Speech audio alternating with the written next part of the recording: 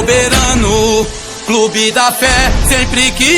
Souzinha, deixa eu te falar uma coisa. A torcida do São Paulo, ela tá eufórica aí nas redes sociais com a estreia do Galopo.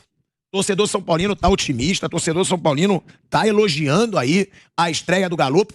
Tava bem, realmente, perdeu um gol. Uma chance muito clara, na minha opinião, que não pode perder num jogo como esse. Agora, 13 minutos em campo, uma finalização, um cruzamento, uma virada de jogo.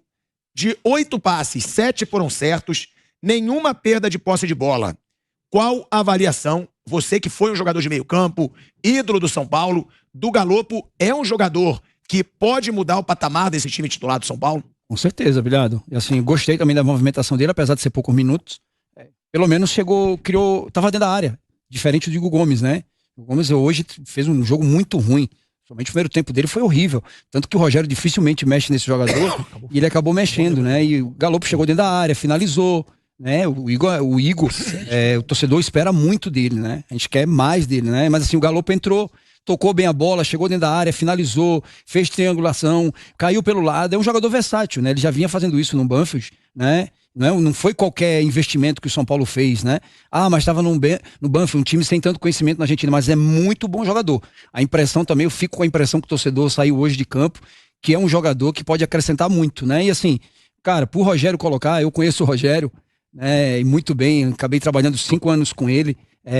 O Rogério não ia colocar se ele não desse uma resposta dentro de campo, né? Provavelmente a entrada dele hoje é porque nos treinamentos, né? O pouco tempo de treinamento que teve, conseguiu se movimentar bem, né? Treinou bem e entrou no jogo hoje muito bem. A gente espera, como torcedor São Paulino também espera, que seja um cara que acrescente muito a esse time, já que é uma posição hoje que o São Paulo precisa muito, né? Um meio-campo que se movimenta bastante, né? Diferente do Gabriel Neves, que é um cara mais fixo.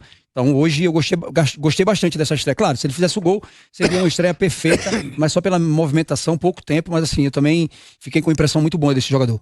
Flávio, você estava comentando o jogo. O que você viu dessa estreia do Galopo? Bom, eu não acompanho tanto assim o Campeonato Argentino, especialmente os times menores. A gente vê os jogos mais importantes, os clássicos. Mas todas as informações do Galopo, elas vêm de uma maneira muito positiva. Tanto que o São Paulo está fazendo um investimento alto, né, pesado nesse jogador. Eu acho que é muito cedo para qualquer tipo de avaliação. O que deu para ficar claro é que ele entrou à vontade. Isso conta a favor dele. Ele entrou à vontade, ele entrou tranquilo, ele entrou arriscando, ele, como foi dito, perdeu um gol, mas ele participou do jogo, ele tentou cavar um cartão amarelo para o adversário, acabou tomando o cartão, mas ele entrou bem à vontade. Como ele entrou bem à vontade, já é um ponto a favor dele, mas é muito cedo, depende muito de encaixe e tal.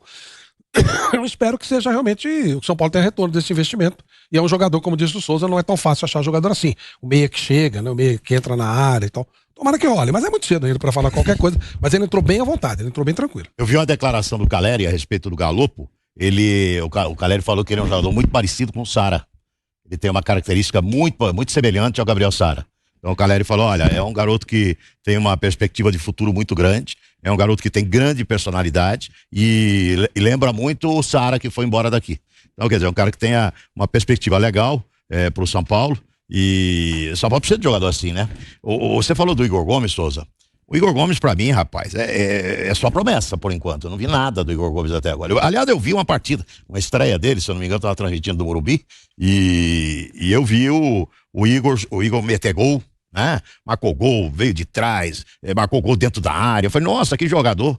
Mas depois sumiu esse rapaz. Ele não dá um chute a gol, presta atenção. Ele joga de lado. Ele joga só pra lateral, ele não joga vertical. Ele não dá um chute a gol, presta atenção no jogo dele. Mas caramba, esse cara não chuta pro gol. Então, acho que vai cair muito bem esse Galopo no São Paulo. Muita personalidade e, segundo o Caleri, um jogador que tem a mesma característica do Gabriel Sara. E ó, num momento que o Caleri, citado pelo Nilson, diminuiu bem o número de gols, o Luciano desencantou. É impressionante. Quando um não estava fazendo gol, o outro estava avassalador. Aí agora que o Caleri dá uma diminuída, o Luciano, em 8 jogos, nos últimos 8 jogos, o Luciano ele fez 9 gols. Média de mais de 1 gol por jogo e 2 assistências. Piperno, o que falar do Luciano, que passou aí por um período bem ruim pelo São Paulo, depois de ter virado xodó da torcida, vem recuperando essa autoestima. E outra, é lenda ou realmente dá pra gente acreditar que o atacante tem muito também da cabeça?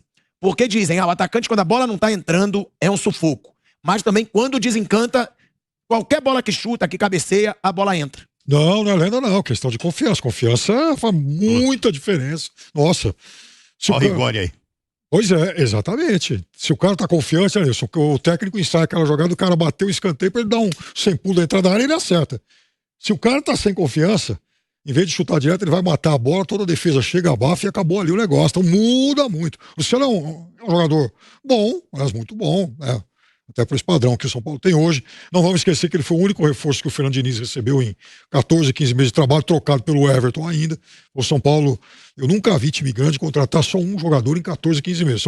Aquele São Paulo provavelmente entrou pro Guinness em relação a isso. E já naquele momento ele foi muito bem. Aí depois oscilou, se contundiu, voltou, não se adaptou ao trabalho de alguns técnicos, mas agora, assim, eu acho que essa dupla é muito boa. Ele é um jogador de movimentação, versátil, pode atuar em qualquer posição de ataque e tem no Calleri um finalizador. O problema do São Paulo não está aí. Aliás, aí está inclusive muito das soluções de São Paulo.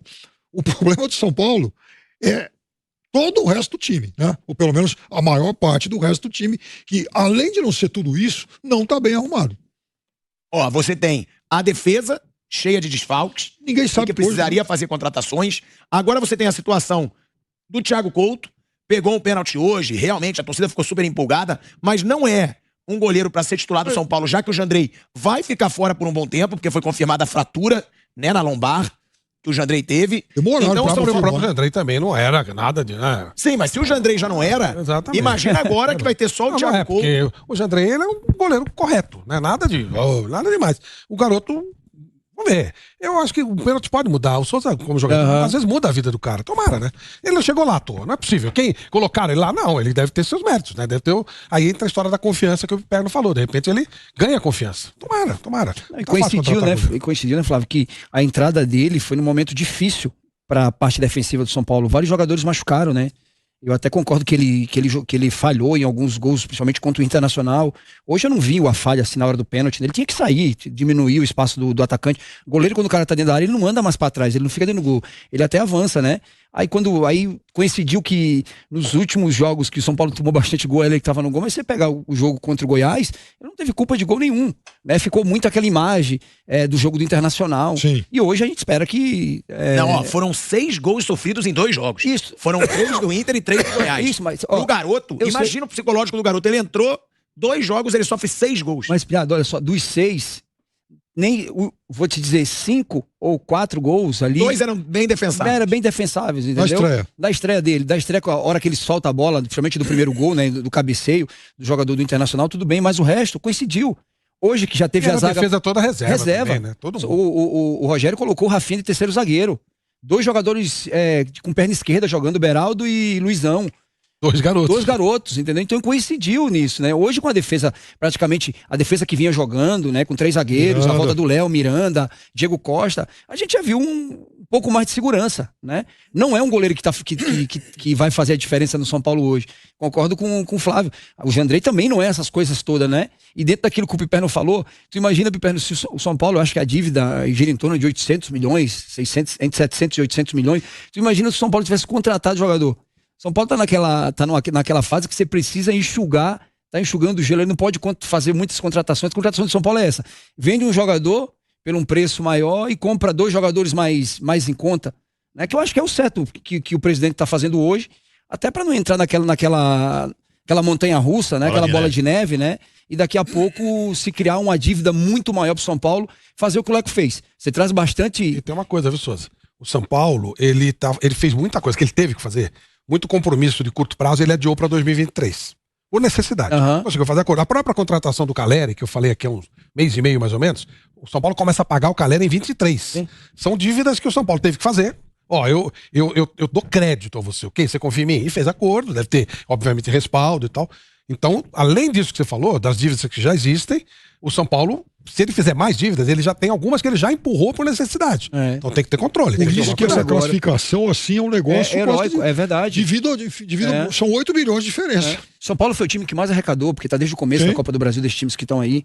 Então eu acredito que o Júlio, né, torcedor até, porque assim, a gente sabe que o torcedor, ele fica ouvindo, e quando ele vê Corinthians que se fala de uma dívida exorbitante, contratando, Você vê as outras equipes contratando e o seu time não se mexe, né? Não traz jogadores de tanto renome, mas agora a hora, assim, é aquilo que a gente tá falando.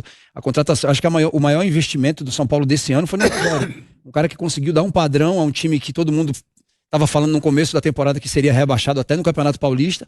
Ele chegou em 2 anos consecutivos já no Campeonato Paulista. Acho que a hora é do torcedor se fechar com esse time, que é o que tem, e até o final com ele, apoiado, do jeito que está apoiando. Hoje foi quase 52 mil pessoas e tentando dar suporte a essa molecada aí, porque se não fosse a molecada hoje, São Paulo estaria numa situação muito pior. Não, a torcida do São Paulo, ela abraçou, né? A torcida do São Paulo, ela resolveu abraçar o São Paulo. O próprio Rogério Ceni deixa claro sempre que a torcida vem fazendo a diferença, né? A torcida vem lotando o Morumbi. Hoje a torcida empurrou o jogo todo. Agora, nem por isso, né, Nilson?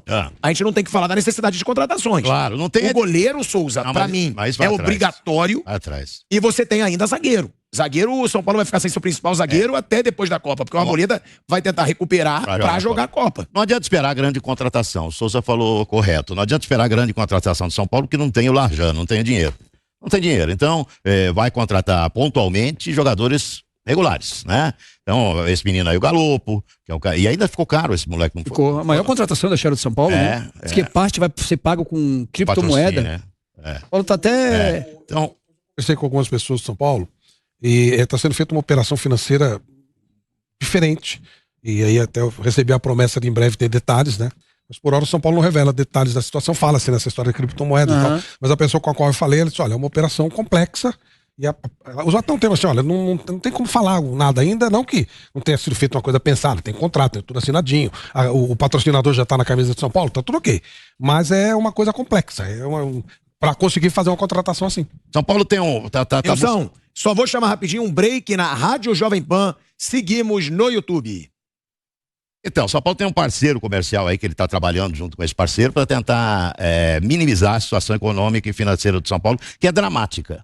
É dramática, é muito difícil. A situação de São Paulo é muito complexa, muito difícil. Então não adianta o torcedor esperar, vai contratar grande jogador, vai formar grande time. Eu acho que o São Paulo está conquistando mais do que o esperado. Porque o São Paulo não imaginava, o São Paulo está aí prestes a chegar a uma semifinal de Copa do Brasil.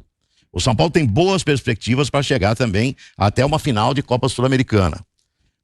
Qual era o objetivo do São Paulo? Estar no Campeonato Brasileiro garantindo uma vaga para a Libertadores da América. Esse era o objetivo principal do São Paulo. Não tinha um outro objetivo. Título, por exemplo, conquistar um título de Sul-Americana, conquistar um título de Copa do Brasil. Isso aí não estava dentro do planejamento. O planejamento de São Paulo era uma vagazinha para a Libertadores da América do ano que vem através do Campeonato Brasileiro. Então acho que está melhor do que esperado, sabe? Com os problemas que tem. E eu acho que está assim porque está lá o Rogério Ceni. Concordo contigo, né? Eu acho que se não tivesse o Rogério ali, dificilmente o São Paulo estaria na situação que está. Então, não existe uma peça mais importante que o Rogério hoje dentro do São Paulo. Ele é fundamental. Se ele tem outro treinador ali, você pode ter certeza que a maionese estaria desandada lá no Morumbi. Sabe? Porque a situação econômica não é fácil. Os caras se viram nos 30 para fazer pagamentos. Estão se virando nos 30 para fazer pagamento. Não está fácil, não. Estão se virando nos 30 ali para pagar. Essas rendas aí de 50 mil torcedores, a torcida está ajudando. Tá ajudando Essa bastante. torcida está ajudando financeiramente o São Paulo também. Então, está melhor do que o esperado ano para o São Paulo.